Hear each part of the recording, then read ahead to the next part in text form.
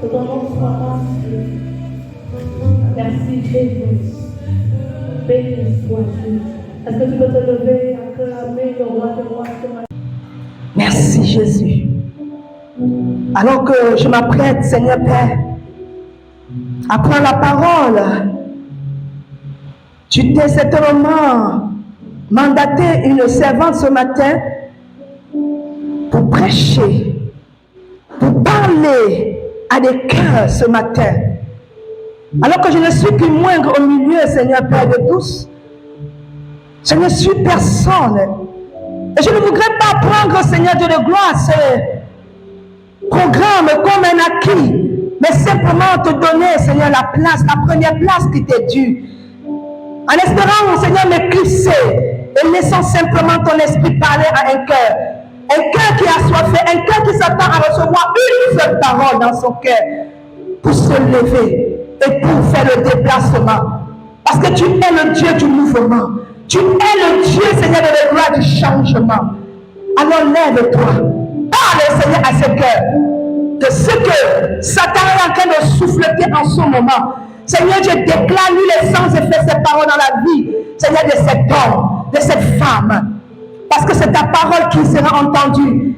Et Seigneur de gloire, qui portera du fruit. C'est dans le merveilleux nom de Jésus que je prie. Et nous disons tous ça.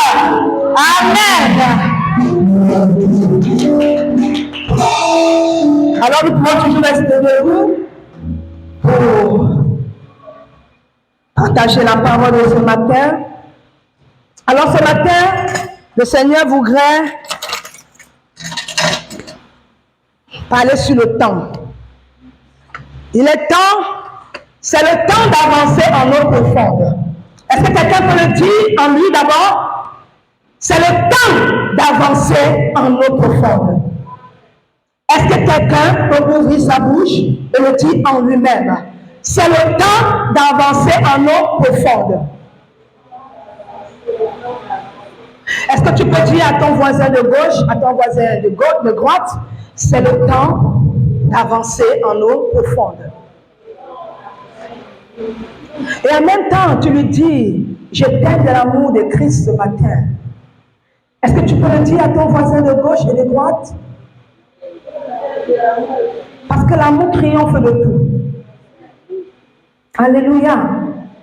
Alors, nous allons ouvrir notre Bible dans Luc 5, à partir du verset 1 à 9. La lecture sera un peu longue, mais c'est dessus que le Seigneur voudrait certainement dire ce qui est important pour son Église. Alors, Luc 5, verset 1 à 9. Luc, chapitre 5, verset 1 à 9. Comme Jésus se trouvait auprès du lac de Génézareth, et que la foule se pressait autour de lui pour entendre la parole de Dieu, il fit au bord une lac de barque, où les pêcheurs étaient descendus pour laver leurs prison. Il monta dans l'une de ces barques qui était à Simon, et il le pria de s'éloigner un peu de terre. Puis il s'assit, et de la barque il enseignait la foule. Regardez là. Lorsqu'il eut cessé de parler, il dit à Simon, avance en traîneau et jetez vos filets pour pêcher. Simon lui répondit, Maître, nous avons travaillé toute la nuit sans rien prendre, mais sur ta parole que j'ai donné le filet. L'ayant jeté, ils prirent une grande quantité de poissons et leurs filets se rompaient. Ils firent signe à leurs compagnons qui étaient dans l'autre barque de venir les aider. Ils vinrent et ils remplirent les deux barques au point qu'elles s'enfonçaient. Au verset 8, quand il dit cela, Simon Pierre tomba au genou de Jésus et dit, Seigneur, préserve-toi de moi, parce que je suis un homme pécheur. Au verset 9, car les mouvements l'avaient saisi, lui et tous ceux qui étaient avec lui, à cause de la paix qu'ils avaient faite. Amen. Amen. Est-ce que quelqu'un peut dire Amen à la parole de Dieu? Alléluia. Alors, à titre d'information, pour ceux qui peut-être nous prennent le cours de l'année, je m'adresserai surtout à ma fille Sibelle qui est là. Cette année, le Seigneur nous a mandaté de maximiser les messages sur l'évangélisation. Alléluia. Parce que il a été constaté que plusieurs meurent sans avoir connu Christ, ou à défaut même, ils ont connu Christ, mais n'ont pas accepté Christ dans leur vie. Et nous qui avons, nous les responsables d'église, et toi qui as donné ta vie au Seigneur, tu as pour mission, tu as pour ordre donné selon Matthieu 28, d'aller et de faire de toutes les nations des disciples de Christ. Alléluia. Cela doit commencer d'abord autour de toi, dans ta maison, dans ton lieu de travail, dans ton église, dans ton quartier, quel que soit l'endroit où tu te trouves. C'est l'ordre qui nous a été donné par Jésus-Christ. Alors, je suis dans un thème assez précis ce matin et je bénis encore la ligne de ce matin parce que le Seigneur ne manque pas quand il déclare quelque chose. Alors que je me tournais les pouces, je me disais, quand le pasteur m'a dit, c'est toi qui vas prêcher dimanche, j'ai dit, Seigneur, qu'est-ce que je peux donner en ce temps où nous sommes? Il m'a dit, va avec ce que tu as déjà en toi. Alléluia. Et j'ai dit, ce que j'ai en moi, c'est quoi? Il me dit, depuis un certain temps, j'étais utilisé pour parler de ma part. Tu es allé dans certaines églises, tu as parlé de ma part. Et les gens ont été bénis, ils ont été édifiés. Alors viens maintenant chez toi et parle de ma part à tes enfants. Alléluia. Et quand la Ligue, ce matin encore, dans sa performance de louange, d'adoration, elle pouvait dire, il est temps. Que chacun doit savoir qu'il est temps, c'est le temps déjà de ta saison est favorable, mais il est temps que tu te lèves. Il est temps de voir l'église Canaan aller en progression, aller en avant. Alléluia. Et j'ai dit, mais c'est ce que le Seigneur est en train même de m'enseigner ici. Amen. Amen. Alléluia. Est-ce que nous sommes d'accord? Nous sommes ensemble? Amen. Donc j'ai intitulé mon thème de ce matin, c'est le temps d'avancer en eau profonde. Autrement dit, je dirais, il est temps d'avancer en eau profonde, une décision d'équipe. Alléluia. Il est bien vrai que cette parole a été donnée à un homme, mais un homme qui était accompagné de ses collaborateurs, de ses amis, de ses compagnons de service. Mais la parole est toujours donnée à un leader. Alléluia. J'aimerais dire à quelqu'un ce matin que Dieu n'est pas le Dieu de la stagnation et de l'immobilité.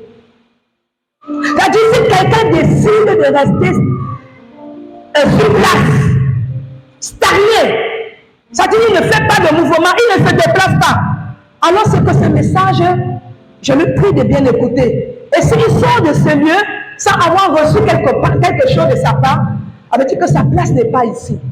Parce qu'ici à Canaan, les choses doivent bouger. Alléluia. Dieu n'est pas le Dieu de la stagnation, encore moins le Dieu de l'immobilité. Mais il est plutôt le Dieu du progrès et de la multiplication. Cela est dit depuis Genèse. Lorsque Dieu crée Adam, il va se rendre compte que l'homme est comment il est seul. Il manque une aide. Il va aller trouver qui? Ève. Pourquoi? Parce qu'il faut que Adam se multiplie. Chaque animal que Dieu a créé, c'était accompagné d'une femelle. Est-ce que je me fais comprendre ce matin?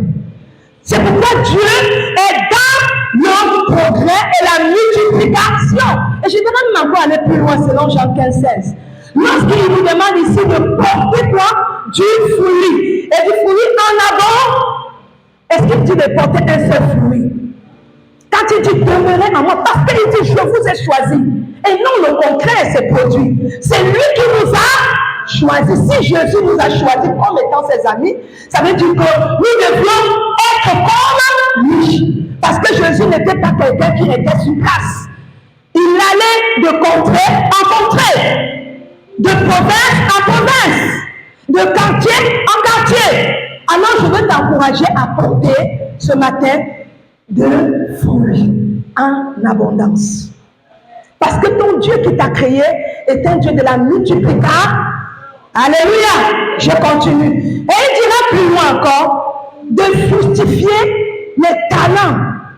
Les talents que nous avons reçus. Je pouvais être assis et voir les enfants que j'ai vus grandir devant moi. Aujourd'hui, certains sont dans le piano, d'autres, voilà, quelqu'un, on pourrait simplifier. Il peut faire quoi? Je l'apprécie beaucoup parce qu'il est polyvalent. Aujourd'hui, il est comme notre chef technique. Alléluia, au côté du son. C'est très bien. Il joue sa part de partition. On a eu le jeune Jérémie, comme vous-même avez vu, bébé, qui aujourd'hui peut jouer à la batterie. On a vu l'évangéliste en train de jouer, je ne sais pas, vous appelez ça comment, la guitare, avec les différents sons que cela comporte.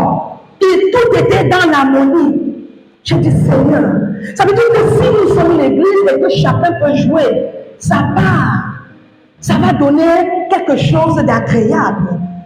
Alléluia. Est-ce qu'on a besoin d'appeler des professionnels pour venir faire tout ce qui s'est passé là? On n'avait aucun des chants. Des enfants que nous avons vu grandir devant nous, qui aujourd'hui peuvent chanter sans casser la voix. Est-ce qu'on peut acclamer Jésus déjà pour cela? Et à travers cette image, saisissez-moi, le Seigneur m'a dit, ton message est ce qui va passer ce matin dans les cœurs. Parce que j'étais encore en train d'hésiter. Il m'a donné la réponse à travers simplement cette image.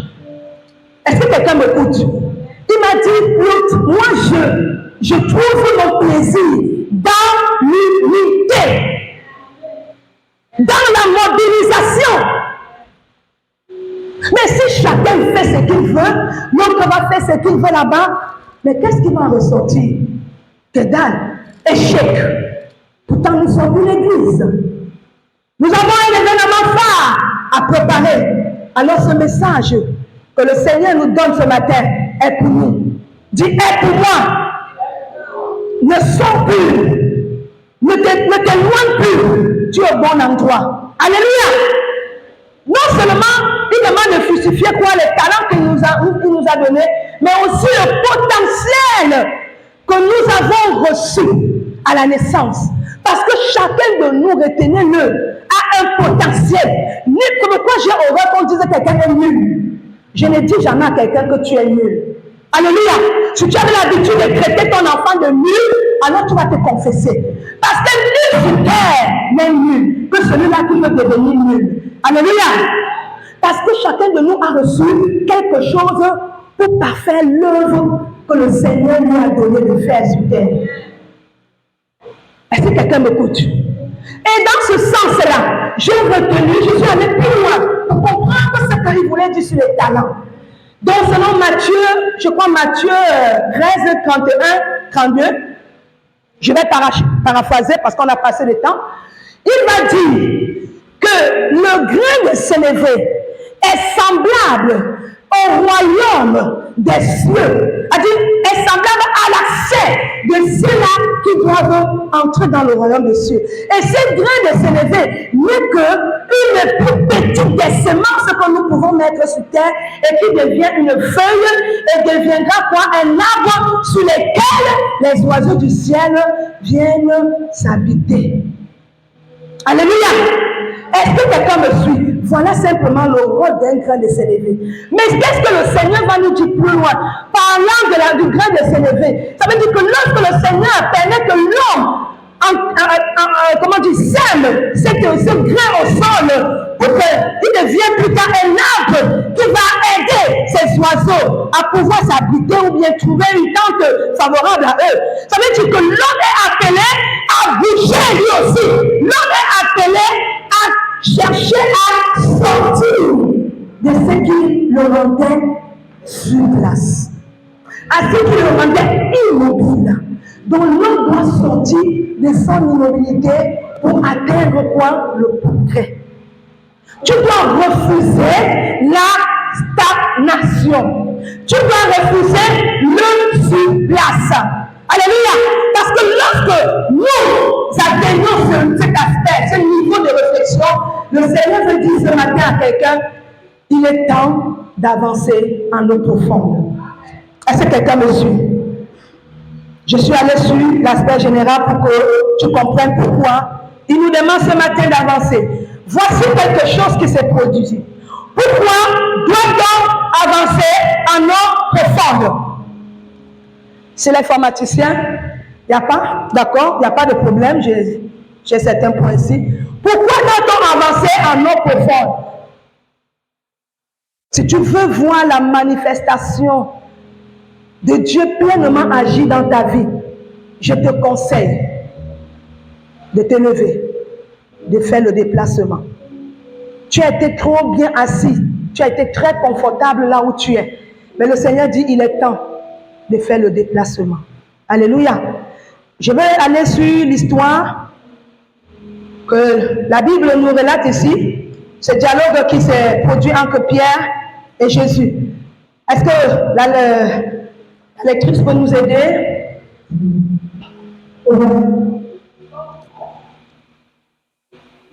Jésus se trouvait auprès de l'homme et la foule se faisait autour de lui pour entendre la parole de Dieu.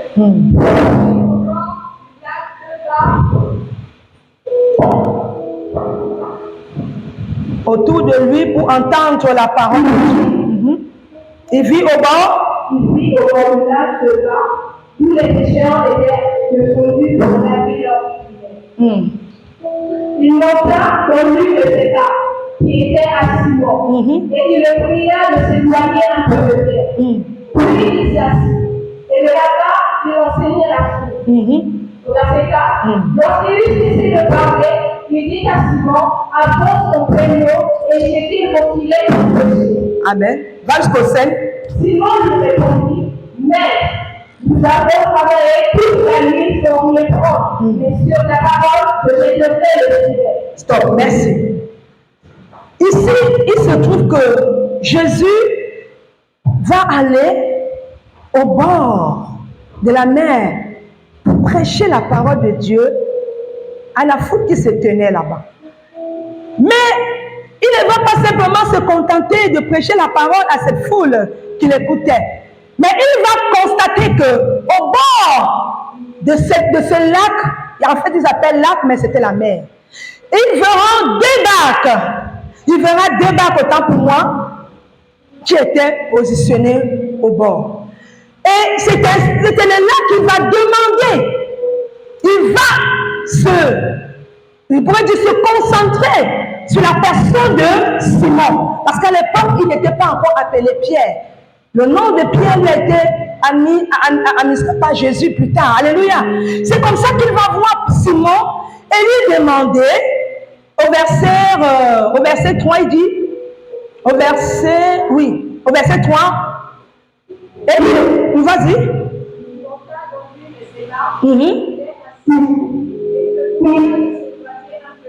Il va donc choisir la barque qui appartenait à Simon.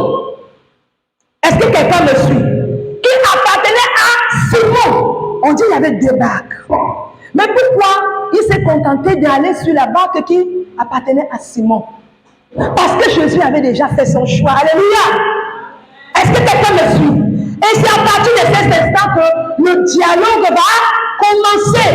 On peut dire la relation entre Jésus et Simon va naître. Alléluia. Plus loin, il dira. Non, reviens à toi, ne va pas plus loin. Et il le pria. Et il le pria de s'éloigner un peu de terre. Voilà.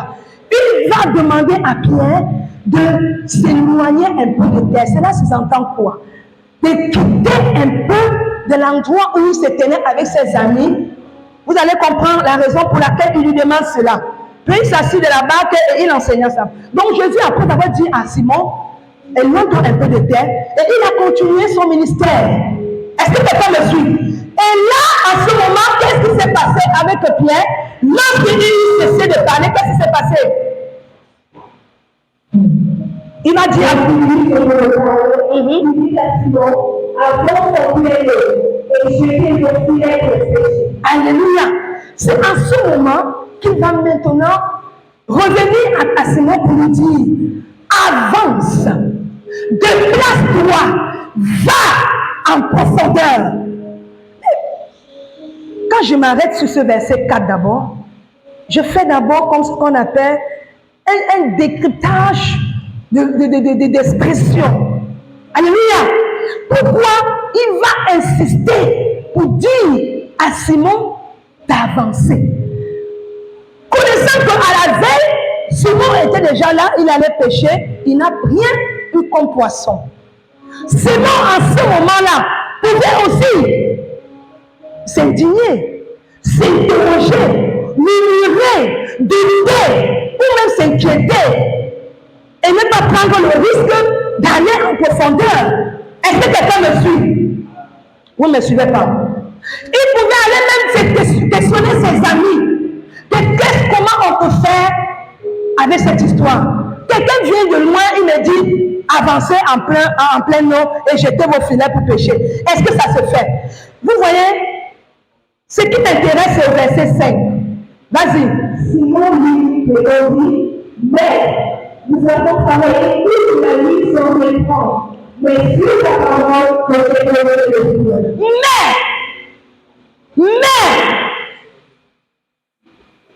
ils savaient qu'ils n'ont rien eu hier. Et ils n'étaient pas très sûrs qu'en allant encore comme ils étaient là ce matin, ils vont trouver du poisson. Mais ils espéraient, parce que c'est avec ça qu'ils nourrissaient sa famille. C'était ça son job. Il fallait quand même essayer de venir voir s'il y a quelques poissons et pêcher et ramener à la maison et faire nourrir sa bonne famille. Mais à ce niveau, voici quelqu'un qui va écouter un homme qui ne connaissait pas. Suivez-moi bien. Puis Simon ici ne connaissait pas encore Jésus. Hein? Il ne connaissait pas encore Jésus. Mais il a seulement vu quelqu'un qui est en train de parler de Dieu à la foule. Alléluia. Et à ce niveau, Simon n'était pas encore chrétien. Hein? Mais il a dit sur ta parole. Il a cru à la parole qu'il avait lancée. Et il a dit sur ta parole, je jetterai le filet. Ou bien, je jetterai le filet. Quelqu'un peut dire ce matin, à partir de maintenant, je chasse le doute en moi. Doute, éloigne-toi de ma vie. À compter de maintenant, je vais jeter le filet. Je vais jeter mon filet. Alléluia. Et vous voyez que sur cette parole, il a obéi. Et nous connaissons la suite. Cela a conduit, son obéissance a conduit à une pêche miraculeuse. Aujourd'hui, si vous entendez parler de la pêche miraculeuse, c'est depuis ici. C'est depuis ici. Parce que quelqu'un a obéi à la parole de Dieu, à la parole qui lui avait été donnée, alors qu'il n'était pas encore chrétien. Mais quand j'essaie de revenir à nous-mêmes qui sommes chrétiens, qui connaissons le Dieu que nous servons, quand il arrive un moment que nous avons tellement cherché le travail, nous avons tellement cherché les enfants, nous avons tellement cherché mariage, nous avons tellement cherché, je ne sais pas, guérison. Et après, à un moment donné, on se décourage. On ne vient plus à l'église. Parce qu'on a tant cherché et on n'a rien reçu. Et on préfère s'asseoir à la maison. D'où la stagnation va travailler dans la vie de cette personne. Quelle que soit la parole que les serviteurs de Dieu viendront te donner, tu ne pourras plus écouter. Pourquoi? Parce que tu as bloqué là-bas. Tu as bloqué ton cœur à l'écoute de la parole de Dieu. Voilà quelqu'un. Hier, il n'avait pas pêché du poisson, mais ce matin, il s'est dit, je vais, sur ta parole, je jetterai le filet. Alléluia. Pierre est un exemple pour beaucoup de nous ici ce matin. Ne soyons pas introduits, c'est vrai. Il y a tellement de choses que le monde nous montre aujourd'hui, auxquelles nous devions maintenant prendre peur, nous devions être prudents. Je n'en disconviens pas. Mais si tu as Christ, en principe, tu dois aussi avoir l'esprit de discernement pour peser qui est la parole de Dieu qui te parle, ou c'est ton propre ego même, ou c'est la parole de celui-là, le malin. Il faut savoir et chercher à discerner quelle est la parole qui te parle face à la situation que tu traverses. Alléluia. Avant que je ne puisse continuer mon sermon, permettez-moi d'abord de définir certains thèmes. On va se concentrer sur le verset 4.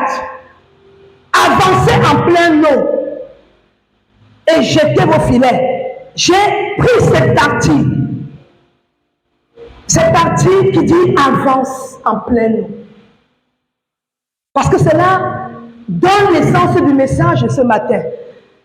Avancer en pleine eau, simplement, j'ai relevé ici que c'est quitter le bord ou le rivage, alléluia, pour le large. C'est-à-dire que lorsqu'on est au bord de la mer, pour ceux qui connaissent un peu le bord de mer, qu'est-ce qu'on peut trouver au bord de mer de si grand? Dites-moi, ceux qui connaissent un peu le bord de la mer là-bas, vous avez certainement eu le temps de visiter le coin. Pour ceux qui vont à la plage, ceux qui vont se balader là-bas, qu'est-ce qu'on peut trouver au bord de la mer? Parfois, c'est des coquillages, parfois, c'est des petites pierres, des choses que les gens peuvent exploiter, oui. Mais est-ce que c'est vraiment ce que tu veux? Pour quelqu'un qui a peut-être pour métier, pour profession de pêcher, et il va au bord de la mer et il lance son filet, est-ce qu'il peut s'attendre à gagner quelque chose de grand? Dites-le-moi, c'est possible? Parce que ce qui est sûr, tu vas pêcher du poisson. Mais rassure-toi, ce seraient des petits poissons. Et parfois même des poissons qui n'ont même pas de goût. Parce que moi, je n'aime pas manger des petits poissons.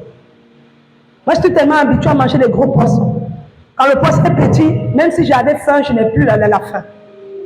Alors qu'au bord, au large, comme je l'ai dit ici, c'est quitter le bord ou le rivage pour le large, ou même quitter même du bord pour un lieu profond.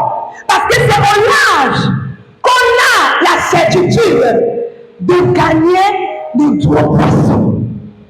Non pas seulement des gros poissons de toute espèce, aussi en grande quantité, n'est-ce pas? Donc celui-là qui veut maximiser, moi je n'aime pas le terme chance, mais pour celui-là qui veut maximiser ses grâces, alléluia, il doit aller au large. Tu es resté trop en ville.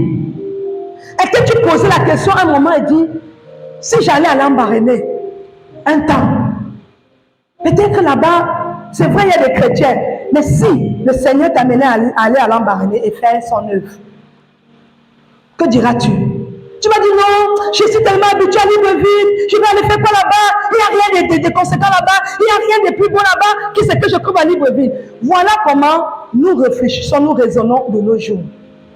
Pourtant, c'est même là-bas où se trouve la solution de ta situation. Dieu te dit un bon matin, lève-toi, va.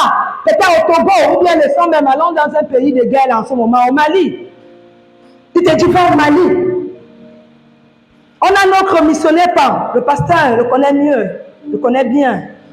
Celle qui a créé la mission où nous sommes en train de servir le Seigneur maintenant.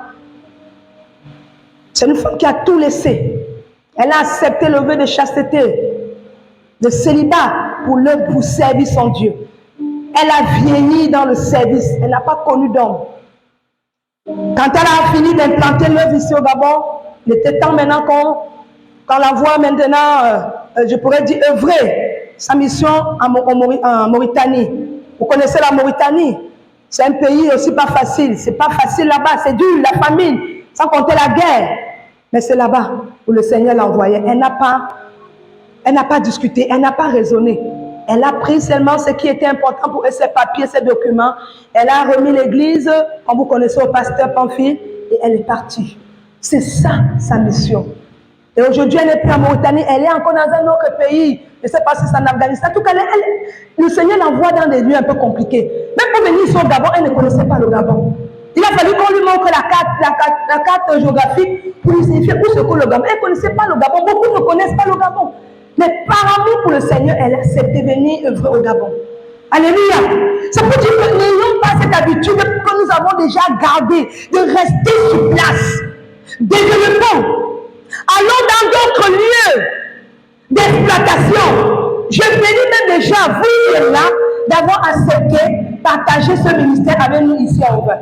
Pendant que certains ont trouvé que le lieu n'était pas un lieu propice, était un lieu difficile, un lieu de distance, un lieu qui demandera beaucoup de moyens, mais vous avez soutenu jusqu'à aujourd'hui. Et je suis sûre que c'est de là où le Seigneur a commencé à bénir certains. Et il n'est pas au bout de bénir le reste. Alléluia. Ce qu'il a commencé, il va forcément parachever cela. Amen. C'est pourquoi je voulais encourager quelqu'un ici. avancer autant pour moi en plein nom. C'est quitter, selon l'aspect spirituel, c'est quitter sa vie de précarité. Et nous connaissons, quand une vie est précaire, elle n'avance pas. Il n'y a pas de solution. On n'est même pas sûr que la situation de la personne va s'arranger un jour. D'où nous connaissons, ces personnes-là sont souvent victimes de chômage, de maladies, de dépendance humaine, de malédictions et autres. C'est pourquoi le Seigneur te dit ce matin, quitte un peu sur le bord où tu te tiens là. Va en pleine eau. Parce que si Pierre n'avait pas écouté ses paroles, je suis sûre d'une chose, il aura raté beaucoup d'occasions devant lui. Premièrement, il n'aurait pas obtenu la pêche qu'il a eue avec une grande quantité dont on appelle aujourd'hui la pêche miraculeuse. Et en plus de cela, il n'aura pas connu la personne de Jésus-Christ. Et il n'aura même pas connu la nature de cet homme qui prenait pour un homme ordinaire, comme les autres. À partir de là, une relation s'est tissée entre Jésus et Pierre. Alléluia! C'est le même Pierre à qui Jésus, je peux même dire, étant au milieu des autres disciples. Vous pouvez questionner, quand vous dites que les autres ne savent pas qui je suis, mais vous ici avec moi, vous qui marchez avec moi, que pensez-vous qui je suis devant vous? C'est Pierre qui a eu la bonne réponse en disant, tu es le Fils de Dieu. Tu es Christ. Et tu es le Fils de Dieu. Est-ce que quelqu'un me suit? Et vous voyez, en ce moment-là, Jésus est revenu à Pierre et dit, tu as trouvé juste. De tous les autres, les Jean, les Matthieu, tout ce qui était avec Jésus à l'époque-là. Et c'est le même Pierre qui va baptiser son église. Sans Pierre, nous n'allons pas nous retrouver certainement. Est-ce que quelqu'un me suit? Jésus va partir de cette relation-là pour baptiser son église sous le nom de Pierre. Est-ce que quelqu'un me suit? Et donc, il dit quoi? Les séjours de mort ne prévaudront point contre cette église. Et c'est le même Pierre à qui Jésus va remettre les clés. Sur le Pierre, les clés du royaume des cieux. Et c'est le même Pierre, plus loin, à qui Jésus va lui demander de faire ce propos en demandant à 3 reprises, m'aimes-tu?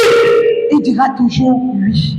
Et c'est le même Pierre qui va accepter être crucifié comme Jésus, mais dans le sens inverse. Jésus était crucifié la tête haute, mais Pierre a été crucifié la tête vers le bas. Est-ce qu'on peut acclamer déjà ce Pierre? Ce brave homme. Simplement par son obéissance, nous connaissons, nous pouvons savoir ce qui misait notre foi. Si un homme a expérimenté les bienfaits de Jésus, comment nous autres, nous ne ferons donc pas cela? Pourquoi? Parce que nous sommes tellement trop bien, tellement trop sûrs de nous? Non. Je voudrais encourager quelqu'un en disant de sortir de ta situation. Parce que la vie précaire ne t'encouragera pas à avancer. Ne te plais pas dans le contentement de là où tu es. Ou bien on t'a toujours fait des promesses. L'homme t'a tellement fait des promesses.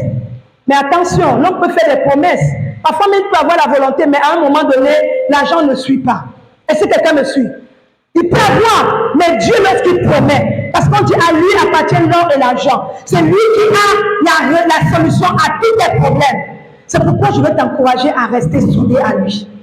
C'est en allant en eau profonde que le succès et la réussite se conjuguent pour nous accompagner dans notre entreprise. Je voudrais encourager quelqu'un ce matin. Pendant que l'adoration passait, le Seigneur me dit, il y a beaucoup qui doutent encore de leur capacité, de ce que je leur ai donné. Ouais, j'ai dit en prélude, je fais exprès de faire mention du talent et du potentiel. Les deux vont souvent de pair. Mais si quelqu'un ne sait pas s'en servir, c'est d'autres qui viendront s'en servir à leur place.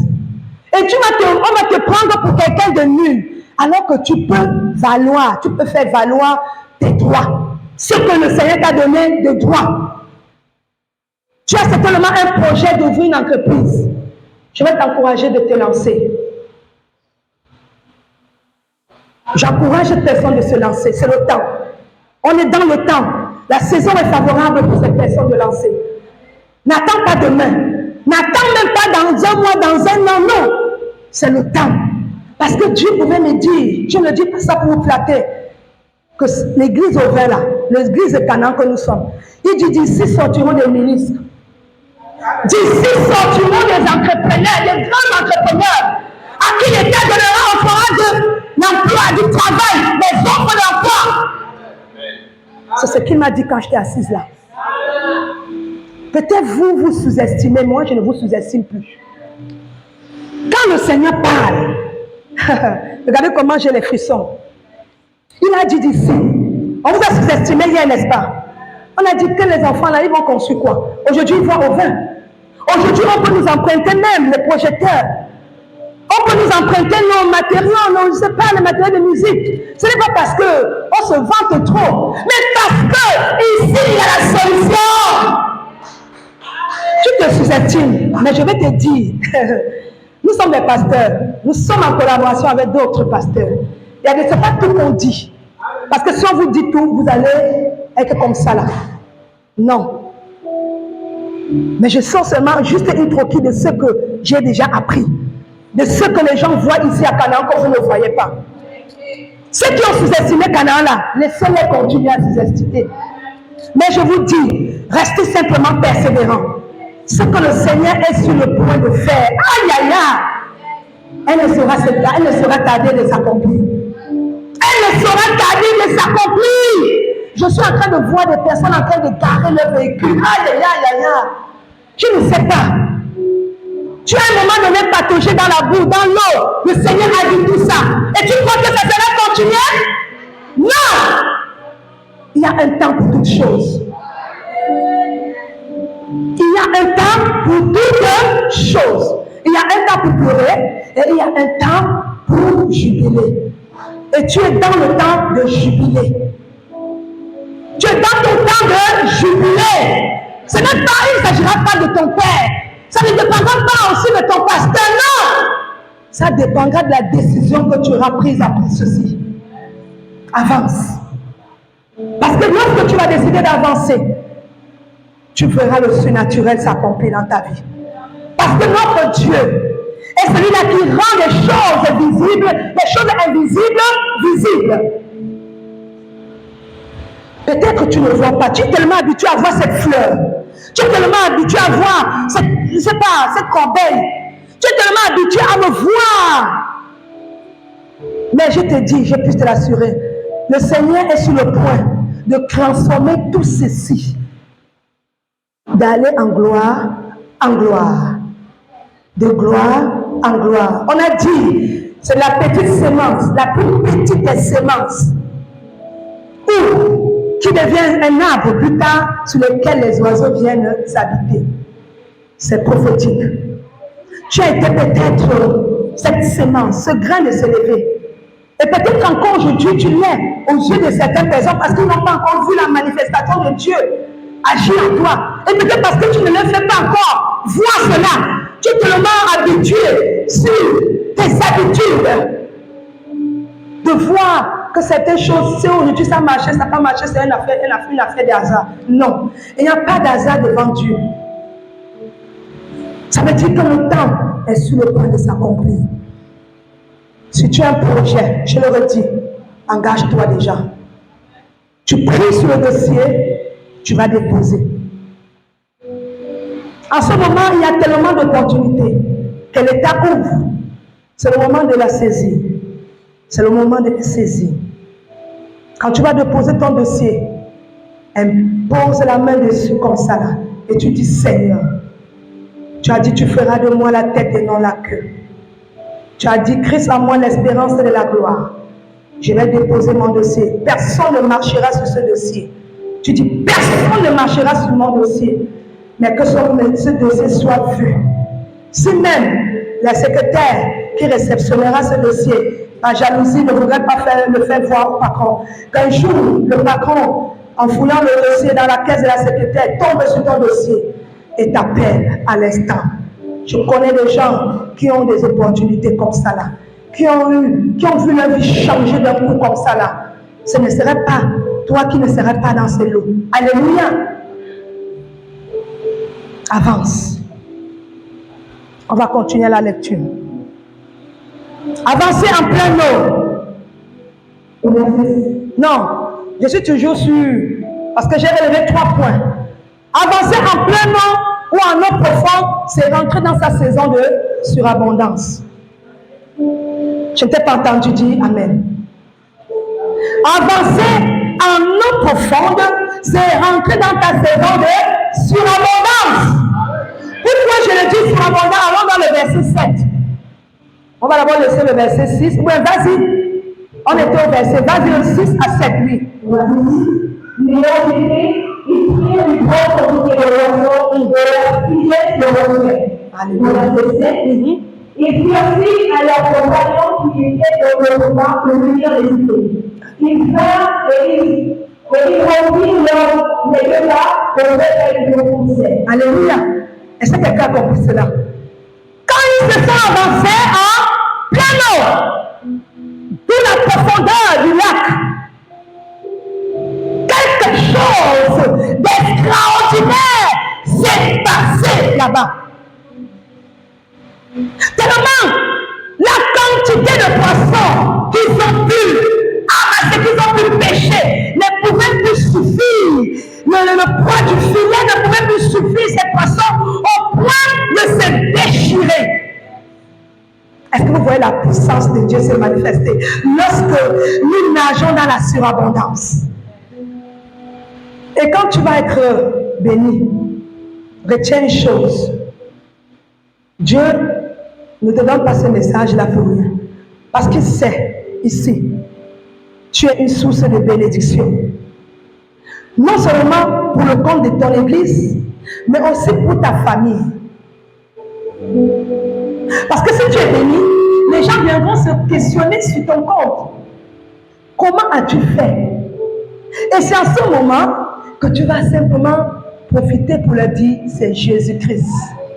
Est-ce que quelqu'un me suit?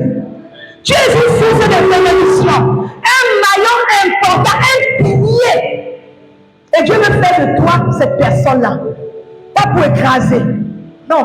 Parce que souvent, les gens confondent, quand on dit domine, Dieu a donné pour dominer. Non, non. Il faut bien mettre les thèmes à leur place. On n'est pas là pour écraser les autres. Mais on est là pour bénir les autres autour de nous. Par rapport à ce que Dieu nous a donné. Parce que plus tu vas bénir les autres, Dieu va ajouter. D'où la donner. Parce que c'est ta saison là-bas. Alléluia. Tellement, on dit une fille signe à leurs compagnons. Pierre pouvait dire non, les poissons là, je vais garder pour moi seulement. Je vais en faire une grande société maintenant. Si j'étais au niveau du comptoir, je vais maintenant ouvrir une grande entreprise pour vendre ces poissons-là. Parce qu'ils sont tellement nombreux. Mais on dit qu'il a fait signe. À qui? Voilà. À l'autre bar qui était resté au bord. Qui ne l'appartenait pas. Qui appartenait à d'autres personnes. Mais il a eu quand même cette compassion de dire au responsable de cette barque, venez avec votre barque, nous allons ramasser cette quantité de poissons. Est-ce que quelqu'un me suit? Ça veut dire que non seulement la bénédiction était là au point, mais ce n'était pas seulement pour Pierre, mais c'est aussi pour tous ceux qui étaient au bord de ce lac. Et vous pensez qu'après tout ceci, ces personnes n'ont pas donné la vie au Seigneur? Vous pensez que ces personnes sont rentrées, mais comme on dit souvent, l'homme est tellement aussi égoïste. Mais parmi ces personnes-là que Pierre appela, beaucoup ont suivi simplement Jésus à travers ce miracle. Alléluia. Et on dit plus tard, plus bas, il remplit les deux barques au point qu'elles s'enfonçaient. Au point que les barques s'enfonçaient. Est-ce que quelqu'un me suit? Tellement la quantité était conséquente, au point que ces deux barques ne pouvaient pas supporter le poids qu'elles voulaient s'enfoncer dans l'eau. Quand Dieu est là, a dit Seigneur, tu vas être rempli de bénédictions. Quand Dieu est là, je ne parle pas de la bénédiction magique, Je ne parle pas de la bénédiction qu'on va chercher chez les Noirs parce que ce n'est que pour une durée déterminée. Mais la bénédiction dont je vous parle là, elle est éternelle. Parce que cela a amené quelqu'un à donner sa vie à Christ. Et donc on en parle aujourd'hui. Alléluia. Avancer en plein nord si c'est bénéficier de la révélation de Dieu et la connaissance.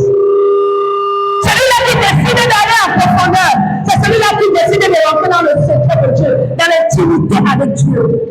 Parce que c'est dans l'intimité que Dieu façonne, que Dieu donne, que Dieu libère, que Dieu t'enseigne des choses qu'il ne peut enseigner même aux sages. Ne te sous-estime plus. Quand tu es dans la profondeur de Dieu, reste simplement tranquille et tu vas constater les choses se faire d'elles-mêmes. Alléluia. Parce que Dieu aime la profondeur. Dieu aime le secret avec lui. La situation aujourd'hui perdue, ne va pas te plaindre chez un homme. Ne va pas pleurer chez un homme. Ne va même pas pleurer chez ton père ou ta mère qui t'a accouché. Mais pleure devant celui-là qui t'a créé. Parce que tu vas pleurer devant ton père et ta mère. Oui, il va compatir. Mais après, qui donne la solution véritable? C'est celui-là qui t'a créé. Nous sommes trop lamentés.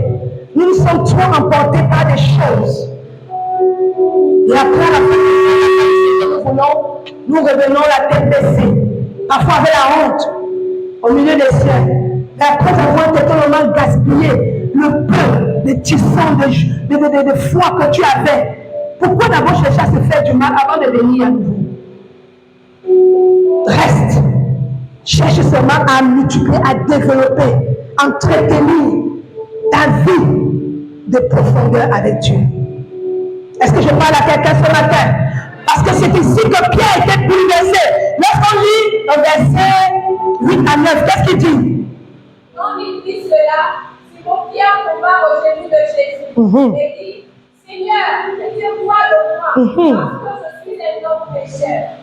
Car le mouvement l'avait saisi, lui et tous ceux qui étaient avec lui. Alléluia. De la pêche qu'ils avaient fait. Vous voyez les effets de la pêche miraculeuse.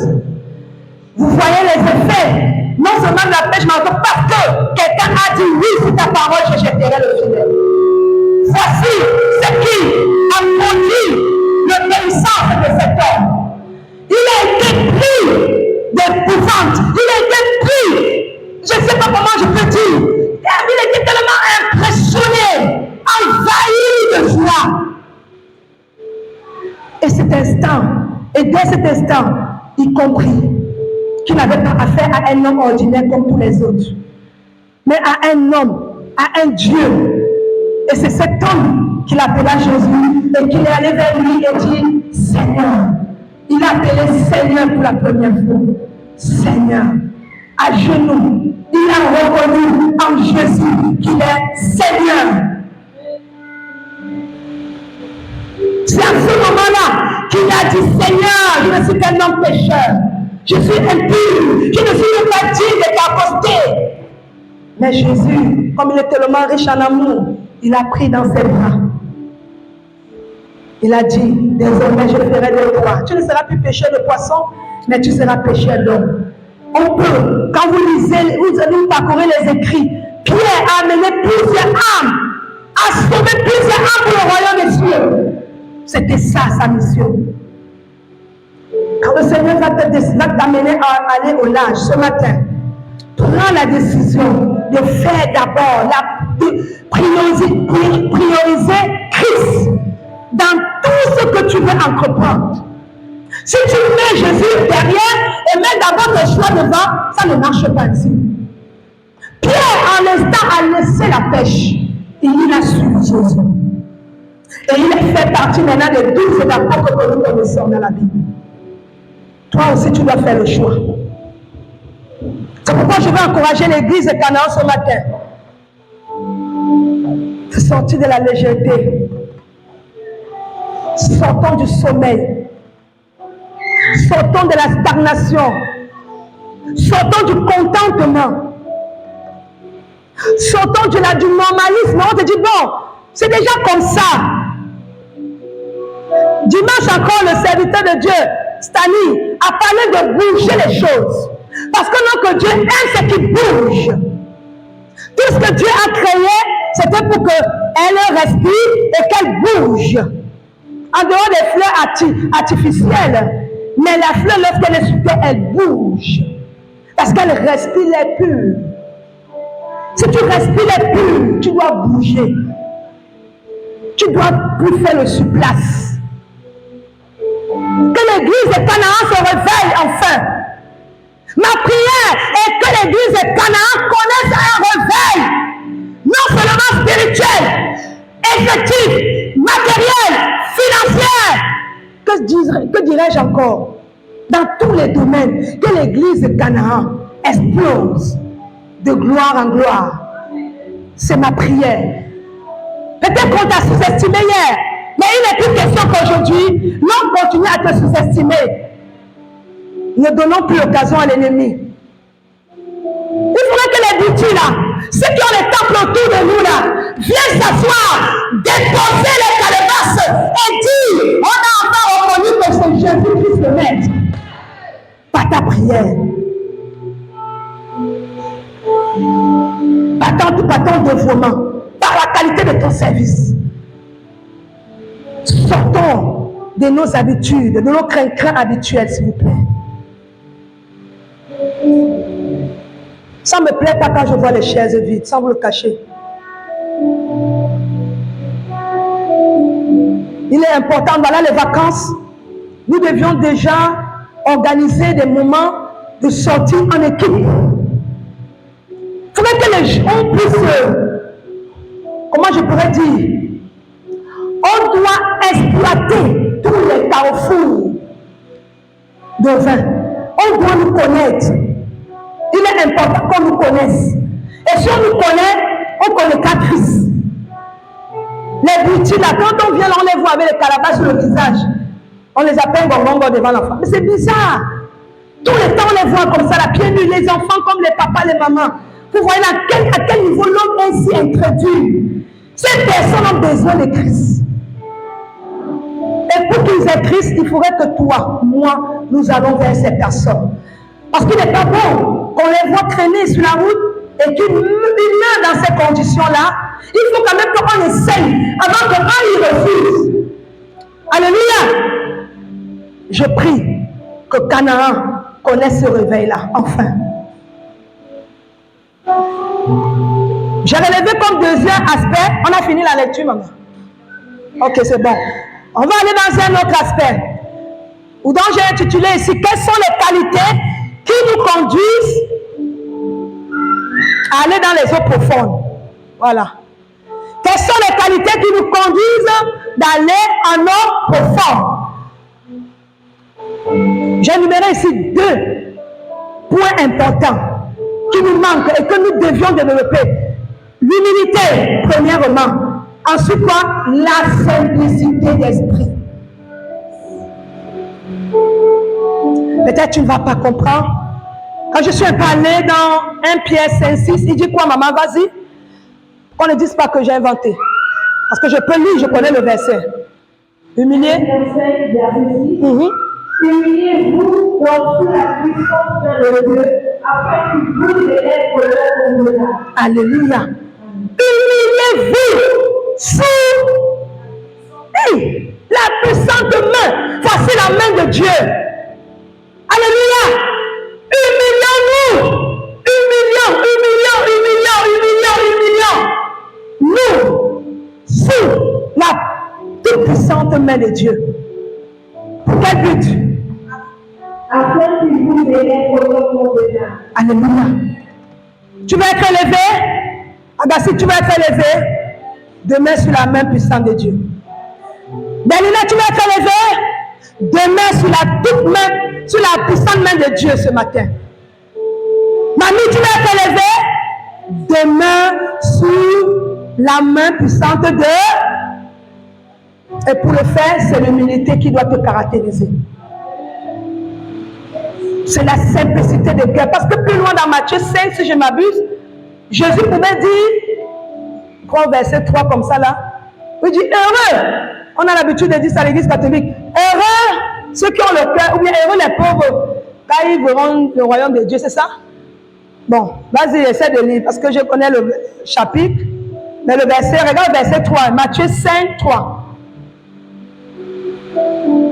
Heureux les pauvres en esprit, car le royaume des cieux est à eux. Alléluia. Pour paraphraser ou bien pour expliquer simplement ce verset, c'est pour dire heureux ceux qui ont le cœur simple. Pauvre là. Quand je n'étais pas encore chrétien, je dis mais comment Dieu peut nous demander d'être heureux dans la pauvreté? Non, non, c'est pas ça. Il faut bien expliquer les termes. Pauvre là, pauvre en esprit là, ça veut dire simple de cœur. Parce qu'il y a tellement de gens complexés dans leur vie. Il y a des gens tellement compliqués dans leur vie. Petites choses compliquées. Oh, je ne mange pas ceci. Oh, je ne mange pas ça. Oh, je ne fais pas ceci. J'ai intitulé un point à la maison. Jérémie a l'habitude de dire, quand il veut jouer au gras, hein, je ne mange pas. Quand j'ai capté ça, j'ai dit aux autres, vous savez quoi? Mangez tout ce qui est dans la marmite. Comme ça, hein, il va dormir affamé et il comprendra que demain, il ne dira plus cela. Alléluia. Il a fait ça une fois, deux fois. Il a vu que je n'ai pas cédé à ses caprices. Maintenant, même s'il n'a pas faim, il est obligé de se taire. Parce que dans la vie, il ne faut pas montrer que tu es dans les histoires de sélection de choix. Là où on t'offre quelque chose, tu dois prendre avec joie ou dire simplement merci. Alléluia. C'est ça la simplicité de cœur. Mais dis, je ne mange pas ça, en faisant même le visage. C'est-à-dire, est-ce que tu as vu, parce que je lui ai expliqué, tu sais qu'il y a un travail derrière ça. Je suis allée au marché, je suis venue, je me suis assise, j'ai arrangé, dérangé, j'ai colcoté, j'ai mis au feu, j'ai transpiré, et je vous pose ça dans la mamie, servez-vous. Et tu m'as dit, je ne mange pas. Tu sais le travail qui est derrière cette cuisine? Quand quelqu'un fait comme ça, là, je l'acclame, je dis merci. La Bible nous dit, soyons humbles. Parce que c'est dans l'humilité qui va nous élever. Tu as ou tu n'as pas, reste humble. Paul était quelqu'un qui avait tout. C'est lui qui avait fait le choix de ne pas se marier, sinon il devait se marier. C'était un bel homme. Un homme intellectuel rempli de bagages intelligents comme lui, il pouvait. Mais dans sa simplicité de cœur, il a connu quoi? La famille. Il a connu quoi? L'abondance. Mais ça a changé quelque chose en lui. Il est resté devant Dieu pareil. Il a été une source de bénédiction pour beaucoup même. Malgré le problème qu'il avait comme écharpe sous le dos, il est resté pareil. Ni à 37, ni à 38, il est resté, ni à 36, ni à 38, il est resté à 37 avec Jésus. Et c'est ce que le Seigneur nous recommande ce matin, d'être des personnes humbles d'esprit et simples comme des colombes. Vous connaissez la colombe, non? Quand Jésus fut baptisé, qui est venu se déposer sur lui? C'était la colombe, non? Vous connaissez l'oiseau tout blanc là? Il est très simple. Il est trop inoffensif. Elle est inoffensive. C'est ça la colombe. Et Dieu nous demande. Ça veut pas aussi dire que parce qu'on t'a demandé d'être simple, tu vas aller dans la forêt, tu vas marcher pieds nus et tu n'es pas sûr que tu vas rencontrer ces pas là-bas, tu passes en matière. Non. Je parle de la simplicité, c'est dans l'amour. C'est dans l'amour avec le prochain. Dans nos relations sociétales. Alléluia. Nous devons être simples avec des personnes qui nous entourent parce qu'ils nous voient, ils nous entendent. Mais quand on va voir en toi quelqu'un de complexé, c'est avec même ça qu'ils vont t'insulter demain. Alléluia. Soyons humbles. Même quand Dieu arrivera à nous donner des, je ne sais pas, des gratte-ciel, ne soyons pas comme ceux de Dubaï. Ils ont eu tout ceci et leur gloire humaine est montée et ils ont minimisé Dieu. Et Dieu, voyant qu'il a été minimisé par ces personnes, il a tout avalé avec nous. Est-ce que vous voyez la sagesse de Dieu? Là où la sagesse de l'homme s'arrête et là où la sagesse de Dieu commence. Alléluia. Soyons des hommes humbles, je vous en prie. Soyons des hommes et des femmes humbles et simples de cœur. Alléluia. Parce que lorsqu'on est coiffé dans le complexe, on rate beaucoup d'opportunités que Dieu avait déjà réservées en nous. Amen. Donc ne ratons pas ces opportunités-là à cause de notre supériorité, de je ne sais pas quoi dire, de notre manière de voir les choses ou de penser. Tu as une avis à donner, tu sais bien que ton avis va être apprécié. Et quand on apprécie ton avis, ne monte pas trop les épaules. Parce que dans la vie, quand je vais trouver le travail, on me dit, ce que tu connais, tu dois le partager avec les autres. Mais parfois le patron vient, il dit non, dans le background, ça veut dire qu'il y a des étapes de connaissances. Même moi qui suis votre patron, il y a des choses que je ne connais pas. Si j'étais employé, c'est parce qu'il y a quelque chose encore que tu peux m'enseigner. Est-ce qu'on se comprend? La vie, c'est une vie de complémentarité. On ne doit pas dire que l'autre connaît plus que le même enfant peut t'enseigner si tu ne le sais pas. Alléluia. Est-ce qu'on est ensemble? Si on est ensemble, acclame d'abord Jésus.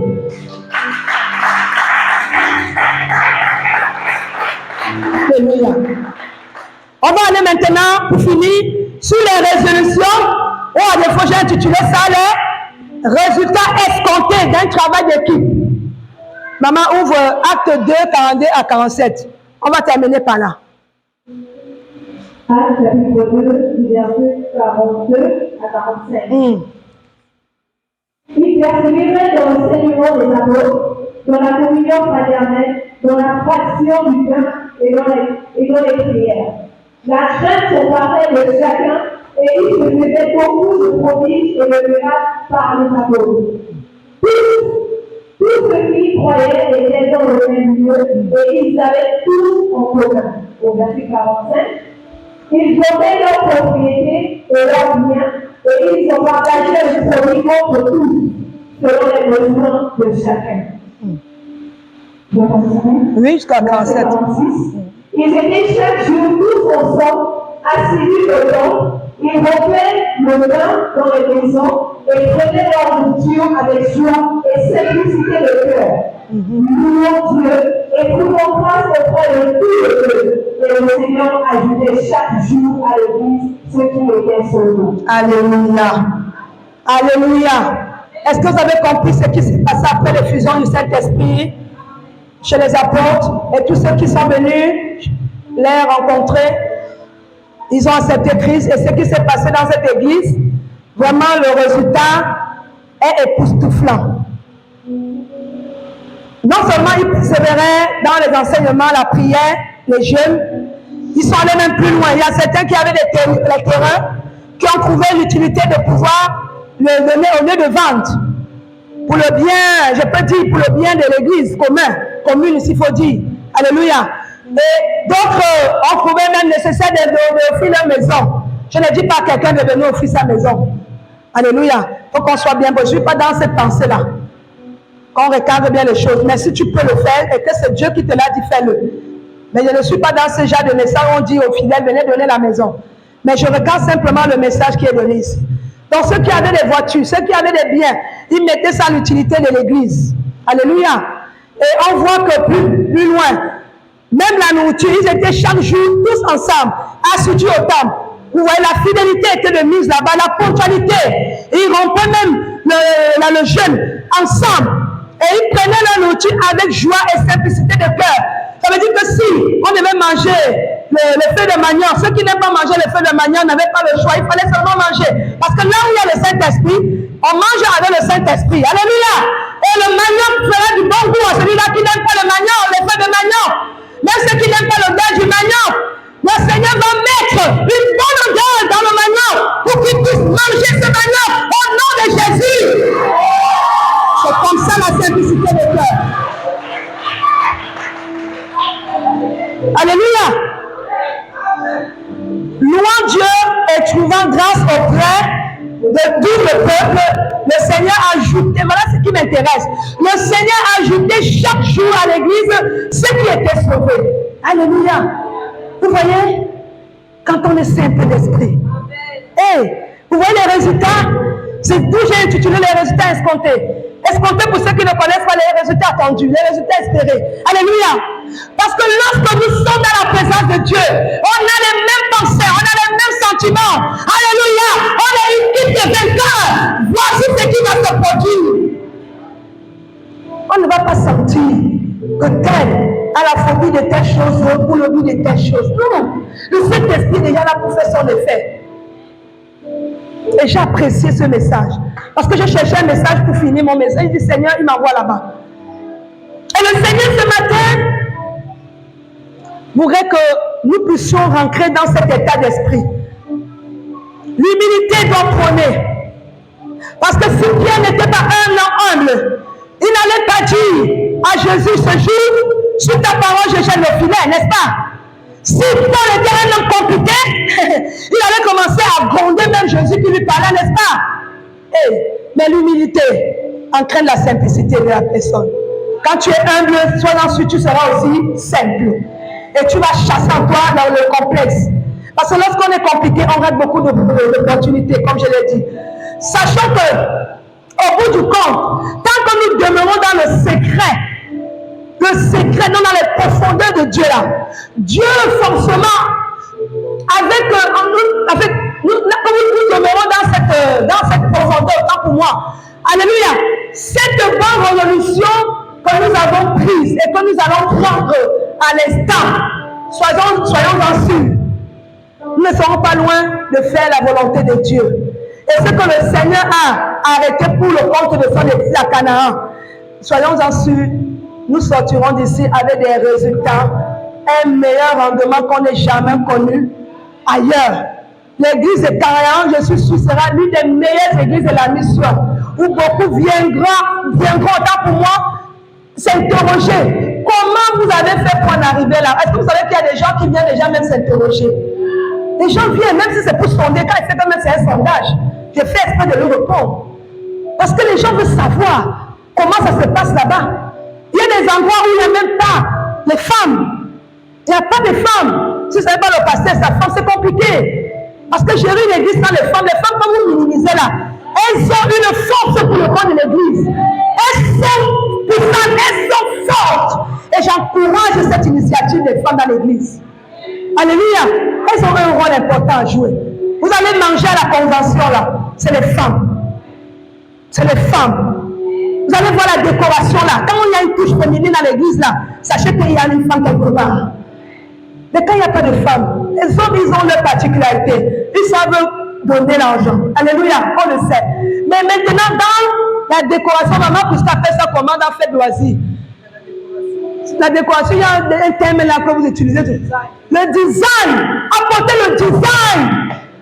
Beaucoup d'hommes ne sont pas dans le design. Tu vas voir mon frère là-bas. Si Wesley ne lui dit pas que parfois ta chemise, elle aussi, elle est trop vieillie. Elle va aller au marché, elle va acheter une nouvelle chemise pour son. Alléluia! C'est la femme qui doit mettre son homme en haut. Parce qu'il y a un adage qui a dit, là il y a un grand homme, se trouve et se cache quoi? Si un homme est grand, sans une grande femme derrière lui, c'est qu'il y a problème. Je dis, m'adresse surtout à mes soeurs, à mes jeunes soeurs mariées là. Vraiment, il faut vanter votre mari. Élevez votre mari. Quand quelqu'un va chercher à parler à mal de votre mari, soyez celles les premières personnes à vous opposer. On ne doit pas toucher à votre compte. Alléluia. Nous vous aimons beaucoup, les hommes. Parce que ce que vous faites pour nous, c'est immense. Et nous en sommes reconnaissantes. Alléluia. Mais il faut respecter les femmes. Une femme, elle va travailler, l'homme va travailler, mais quand ils rentrent tous les deux, c'est elle qui a la cuisine, c'est elle qui fait tout, c'est elle qui s'occupe encore de l'enfant, c'est elle qui s'occupe de la maison. Elle fait tout. C'est ça. C'est là le potentiel que Dieu a mis aux femmes. Alléluia. Est-ce que les hommes peuvent acclamer les femmes ce matin? Gloire à toi, Seigneur. Alléluia. Je vais terminer par là. Je vais m'arrêter là. Le Seigneur a parlé à un cœur ce matin. Et j'aimerais que chaque mot de ce qui a été dit ici, que tu l'aies prise vraiment à cœur joie. Parce qu'il est temps d'avancer en eau profonde. Il est temps de ne plus rester au bord. Parce qu'au bord, tu ne feras pas grand-chose. Tu ne seras même pas satisfait de ce qui t'a amené là-bas. Mais en te décidant d'aller en eau profonde, tu auras la solution là-bas. Tu as arrêté de prier. Tu as arrêté de chercher Dieu. Tu as arrêté même de venir à l'église et servir ton Dieu. Mais ce matin, le Seigneur te dit, va en eau profonde. C'est le moment. Le temps est convenable pour toi maintenant. Et nous sommes, et je suscite, je prie que Dieu suscite en chacun de nous ce désir profond de ne plus rester dans la stagnation. Que chacun se lève et dit, je refuse de rester dans la stagnation. Là où on avait l'habitude de me voir, que cela cesse au nom de Jésus dès cet instant. Alléluia. Est-ce qu'on peut se mettre debout? Mettons-nous